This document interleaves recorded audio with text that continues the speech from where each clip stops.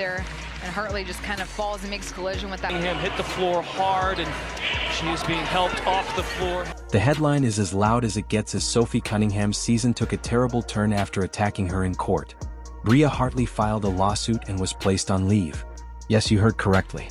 The physical play in the WNBA descended into outright reckless mayhem. Thus, the question is straightforward. Has the league lost all authority? Let's dissect it. What do you think? Was it bad luck or was this a dirty play? Leave a comment below with your comments. Sad. It's very, very sad and unfortunate what has happened to Sophie Cunningham. Sophie Cunningham, let's be clear here. Sophie Cunningham was targeted. Let's be very, very clear. The headline is as loud as it gets as Sophie Cunningham's season took a terrible turn after attacking her in court. Bria Hartley filed a lawsuit and was placed on leave. Yes, you heard correctly. The physical play in the WNBA descended into outright reckless mayhem. Thus, the question is straightforward. Has the league lost all authority? Let's dissect it. What do you think? Was it bad luck or was this a dirty play? Leave a comment below with your comments. My goodness. Before anyone jumps in, let me explain that basketball is a physical sport. It takes place. Let's correct the record. There are two types of assault, targeted and physical. Whether you like her or not, Sophie Cunningham is tough and aggressive, but she doesn't go about pulling ponytails, dragging people by the head, or tossing them down like it's the night of a UFC fight. Bria Hartley specializes in it. And this isn't an isolated incident either.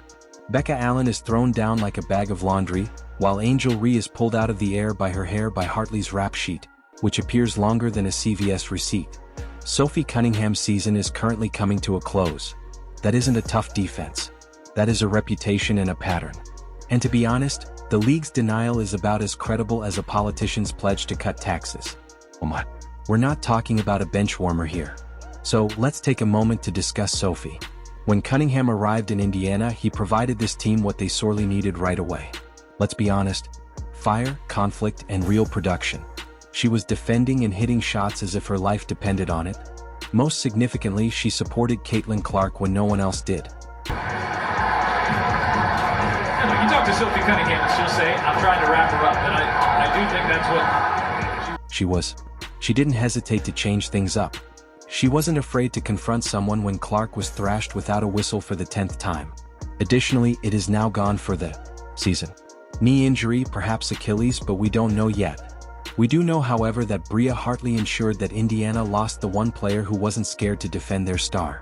To commercial, Sophie Cunningham hit the floor hard, and she is being helped off the... Since this is more than one filthy play, let's zoom out now. This concerns a league-wide issue this year. How many injuries have we seen? How often has the WNBA had to release lineups that appear to have been assembled during a pickup run at LA Fitness? Caitlin Clark did not play as many games as she missed. Sophie is finished. Sydney Cousins' ACL was torn. McDonald AR broke foot. Nevertheless, the league office continues to brag about how this toughness is a selling point and a badge of honor. Really, fans don't pay to watch the weekly IR report scroll across the bottom of ESPN as far as I could tell. This is when it becomes even more absurd. The referees, the references, my God, these individuals give the impression that WWE referees are capable. After Sophie Cunningham is knocked down, the ball travels 75 feet up the floor from the basket. Clearly a foul? Not at all. Go ahead and play. Sophie Gripes obtains a technician. We're dealing with that clown show. In all honesty, half of these referees need to be serving customers in the McDonald's drive-thru or passing out Windex at stoplights, as it is obvious that they are not in their lane.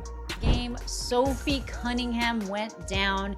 It did not look good. I heard her saying no from the court. It was heartbreaking. I am hoping, this is the hope, that it is more of like a bruised knee type thing. There aren't many updates as of yet, but she will be getting an MRI, so hopefully we'll hear something tomorrow. But judging by the way that the WNBA, expands on injuries, it's probably not going to be a lot, but my guess... What about the commissioner, Kathy Engelberg? What is she doing? Discusses the necessity for players to take more breaks and stay away from off-season leagues. Oh really? That's the justification. Breaking news. It wasn't Caitlin Clark who played abroad. It wasn't Sophie Cunningham who played abroad. Due to your league's allowance of WWE moves under the rim as referees whistle Dixie, they are both injured and out. It's absurd. Not to be overlooked is the lawsuit mentioned in this headline. Yes, exactly. Bria Hartley is being sued in addition to being suspended. She should be, to be honest, since it's not just against basketball rules to go from a difficult defense to a cheap shot that could endanger your career. It's also against the law. Sophie Cunningham is perfectly justified in suing Hartley for damages, medical expenses, missed income, and missed chances all add up. Additionally, it conveys the idea that the courts may defend its players if the league does not.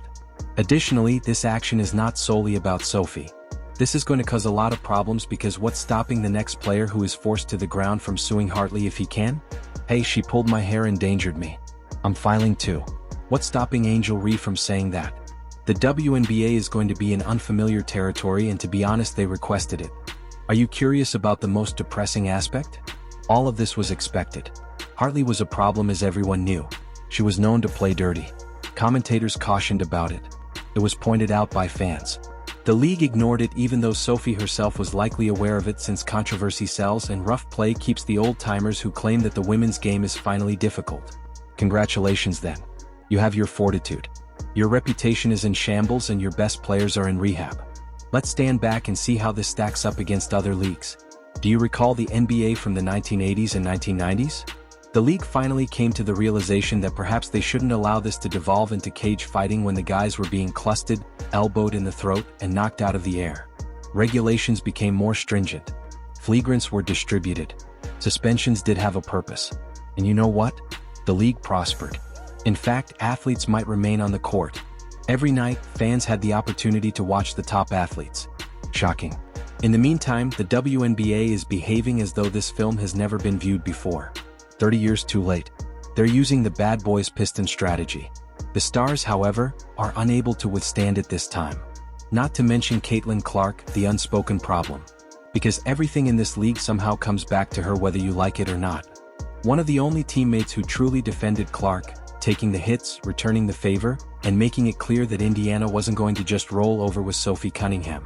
Since Sophie is no longer there, Clark feels much more vulnerable. You don't believe the opposition will see that? Do you really believe that Bria Hartley and her companions won't detect any blood in the water? Please, Clark is going to be singled out even more. Additionally, Indiana recently lost an enforcer. Indeed, Clark is currently in her second year and is no longer a rookie. However, it makes no difference. She is still treated like a sideshow by the WNBA.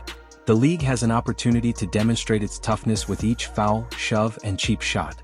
The Fever are now bearing the consequences once more. This is the point at which things truly begin to take off, because this will be more than just Sophie Cunningham and Bria Hartley if the WNBA doesn't straighten out. Every player will be concerned about whether they could face a lawsuit, a ban, or worse, an injury that would terminate their career, all from a single hard foul. Agents and solicitors are undoubtedly keeping a careful eye on things. A partial suspension is one thing, but this lawsuit is a whole new level of difficulty. The idea of suing over a foul was ridiculed for years. However, this wasn't a foul. This was no chance encounter. This was a purposeful action that extended much beyond basketball. Additionally, it might open the floodgates if Sophie prevails or even settles. Consider it. When players understand they are not solely dependent on the commissioner or the referees for protection, what will the league do? They can appear in court right away. That makes a huge difference. A player like Bria Hartley is suddenly concerned about more than simply a 2-month suspension and a fine. She fears having to pay compensation, losing support, and being seen as legally liable for causing harm to another person. That's a very different standard of responsibility. However, this season, the WNBA has become allergic to accountability. The referees has no responsibility. The commissioner has no responsibility. Players that are dirty are essentially rewarded. They then question why knee braces and walking boots are used by half of the league. Since injuries have plagued this club, let's take a closer look at Indiana. Caitlin Clark has missed more games than she has participated in. Season-ending injury to Sophie Cunningham, A.R. McDonald, foot broken. Sydney Carlson suffered an ACL tear. The list simply never ends. Furthermore, the league attempts to justify it as player abuse or bad luck rather than addressing the true problem, which is unregulated dirty play. It's offensive. The timing is what exacerbates Sophie's predicament. She was flourishing, not simply playing well. She turned into the focal point of this team's resilience. When Clark was thrashed in every game, she was the one who took over. It was she who gave Indiana its advantage. She has since left, leaving the Fever exposed. It's catastrophic, not simply terrible luck. Let's also not act as though Hartley was inexperienced. You don't take Becca Allen down one week, grab Angel Reed by the hair the next, and then unintentionally remove Sophie Cunningham. There is a pattern there. As a player, that is who you are. It's not a coincidence at one point. It's personality. Fans of the WNBA are obviously divided. Hartley is being called a disgrace by others who claim she shouldn't play any more games. Others dismiss it, claiming it's just a part of the game. When their favorite player is sidelined for the season after being destroyed by a basketball play, however, those same fans will be the first to voice their displeasure. Until your team, your star, or your season are wrecked, it's always humorous. Not to be overlooked in all of this are the referees, because Hartley wouldn't even have had the opportunity to establish this reputation if it weren't for their ineptitude. Perhaps Sophie would still be healthy today if they had thrown her for risky moves and called her for flagrant fouls sooner. The referees, however, ignored it. They always do. They pretend it's some lofty cause while hiding behind them, but it's actually just laziness and a fear of having to make the difficult decision. What is the most embarrassing aspect? Do you know? Supporters are beginning to wonder if the league genuinely cares about the well-being of players like Cunningham and Clark.